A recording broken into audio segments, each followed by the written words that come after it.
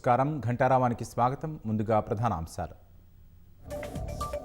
ఒడిశా కంధమాల్ జిల్లాలో ఎదురు కాల్పులు, 2 మావోయిస్టుల మృతి, ఆయుధాలు స్వాధీనం.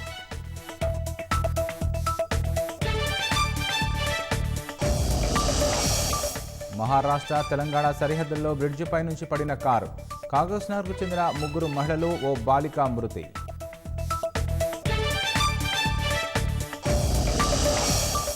లక్నోలో 230 కోట్లతో జాతీయ స్మారకం, కాసేపట్లో ప్రారంభించనున్న ప్రధాని మోదీ.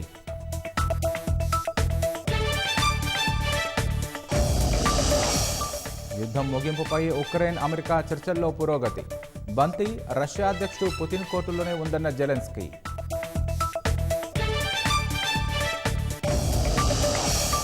ప్రపంచవ్యాప్తంగా ఘనంగా క్రిస్మస్ వేడుకలు, ఢిల్లీలోని ఓ చర్చిలో ప్రధాని మోదీ ప్రత్యేక ప్రార్థనలు.